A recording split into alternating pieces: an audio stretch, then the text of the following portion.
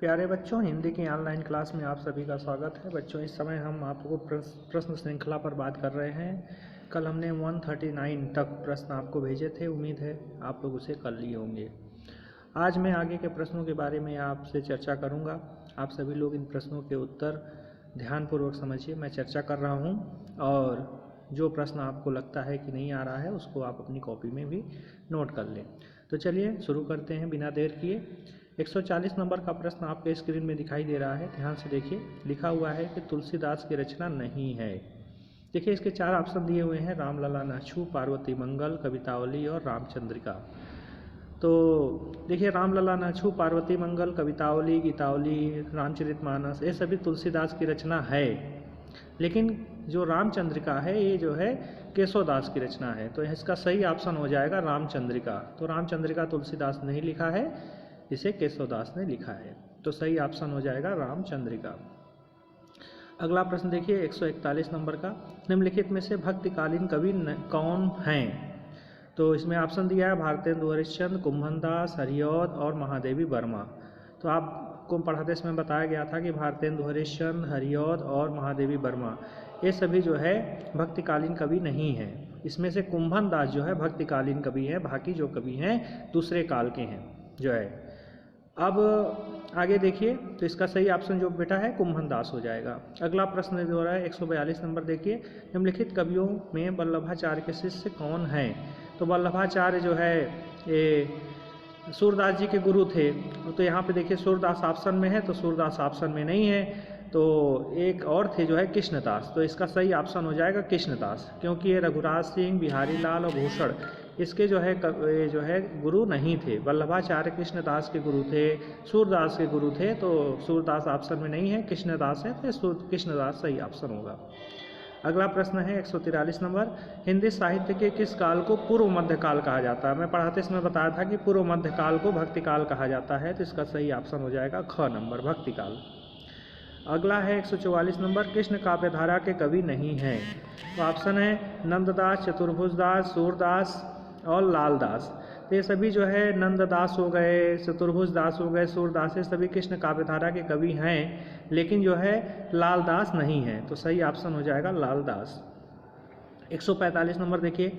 निम्नलिखित में कृष्ण भक्ति शाखा के कवि नहीं हैं। कृष्ण भक्ति शाखा के कवि नहीं हैं। तो सूरदास जी हैं, नंददास भी हैं, नाभादास नहीं हैं और असखान हैं। तो सही ऑप्शन हो जाएगा नाभादास। नाभादास जो है राम भक्ति शाखा के कवि है, न कि कृष्ण काव्य के हैं। तो ध्यान रखिएगा। 146 नंबर देखिए। निम्नलिखित में से कौन सी रचना भक्तिकाल में लिखी गई है? तो कामायनी तो जयशंकर प्रसाद की है, तो लिखी नहीं गई है। साहित्य लहरी सूरदास ने लिखा है, तो सूरदास भक्तिकाल के कवि थे, तो यही एक आपका सही ऑप्शन हो जाएगा। भारत भारती मैथिली षडगुप्त ने लिखा है, ये होगा नहीं। उद्धव शतक उद्धव ने लिखा है, तो ये होगा नहीं।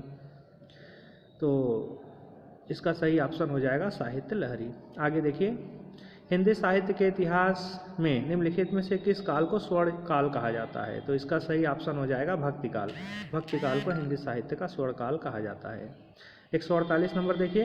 निम्नलिखित में से कौन प्रेमाश्रयी शाखा के कवि नहीं हैं? तो जायसी जी हैं, मंझन भी हैं और कुतुबन भी हैं। नंददास जी नहीं है। तो सही ऑप्शन हो जाएगा नंददास। श्रृंगार रस का स्थायी भाव क्या है? आपको पहले ही बताया गया है कि रति श्रृंगार रस का स्थायी भाव है। और वीर रस का स्थायी भाव बताया गया था रस पढ़ाते समय, तो उत्साह जो है इसका सही ऑप्शन हो जाएगा। अगला 151 नंबर। प्रेमी और प्रेमिका के मन में स्थित स्थायी भाव प्रेम से उत्पन्न आनंद को क्या कहा जाता है? तो श्रृंगार रस कहा जाता है। आपको बताया गया जहाँ प्रेमी प्रेमिका का मिलन की बात हो उसे श्रृंगार रस कहा जाता है। अब श्रृंगार रस के कितने भेद होते हैं? मैंने 2 भेद बताए थे, एक संयोग श्रृंगार, एक वियोग श्रृंगार। तो इसका सही ऑप्शन क हो जाएगा। अगला क्वेश्चन 153। राम को रूप निहारत जानकी कंगन के नग की परछाई, याते समय सुध भूल गई कर टेक रहा पर टारत नहीं। इस पंक्ति में कौन सा रस है? तो ये जो है आपका सीधे सीधे जो है संयोग श्रृंगार का है, क्योंकि ये विवाह का वर्णन है राम सीता का। तो सीता जी जो है अपने कंगन के नग की परछाई में राम जी के स्वरूप को देख रही हैं। सही ऑप्शन हो जाएगा संयोग श्रृंगार। 154 नंबर। हे खगमृग हे मधुकर श्रेणी, तुम देखी सीतामृग नयनी। जब सीता जी को रावण उठा के ले गया था तो राम जी जंगल में घूम रहे थे और सभी से पूछ रहे थे, पक्षियों से पूछ रहे थे, जानवरों से कि हे खग, हे पक्षियों, क्या तुमने मेरे सीता को देखा है। तो एक तरह से इसमें जो है वियोग श्रृंगार का सुंदर प्रयोग किया गया है। उम्मीद करता हूँ आपको ये बात समझ में आ रही होगी। तो इसका सही ऑप्शन हो जाएगा वियोग श्रृंगार। अगला है युद्ध और कठिन कार्य को करने के लिए हमारे हृदय में स्थायी भाव उत्साह के जागृत होने पर कौन सा। तो उत्साह वीर रस के जागृत होने पर होता है। अगला क्वेश्चन है कि चढ़ चेतक पर तलवार उठा करता था भूतल पानी को, राणा प्रताप सिर काट काट करता था सफल जवानी को। ये पंक्तियाँ किस रस का उदाहरण है। तो सही ऑप्शन हो जाएगा बच्चों इसका वीर रस, क्योंकि ये वीरता का वर्णन है। अगला क्वेश्चन है 157 नंबर, वीर रस का उदाहरण कौन सा है। इसमें 4 ऑप्शन दिए हुए हैं। कान भय बस बांसुरी के, अब कौन सखी हमको चाहिए, ये है ही नहीं। तिरछे करी नयन दे सैन दे, हम जाए कछ मुस्काई चलिए, भी इसमें वीरता का वर्णन नहीं है। गरज उठे 40 कोटि जन के, वचन उछा भरे, ये है, इसमें वीरता का वर्णन आ रहा है। लता ओढ़ तब सखी सखाएं, श्यामल गौर किशोर सुहाए, इसमें भी नहीं है। तो इसका सही ऑप्शन हो जाएगा ग। उम्मीद करता हूँ कि मेरे द्वारा बताई गई बातें आप सभी को समझ में आ गई होंगी। आज मैंने 139 से लेकर 140 से 157 तक के प्रश्नों पर डिस्कस हमने किया है, और आप सभी से उम्मीद करता हूँ कि आप लोग इन प्रश्नों के उत्तर अपनी कॉपी में लिखें और मुझे भेजें अभी इसी क्लास में। अगर कोई दिक्कत आ रही, कोई परेशानी आ रही है तो आप पूछ सकते हैं। धन्यवाद बच्चों।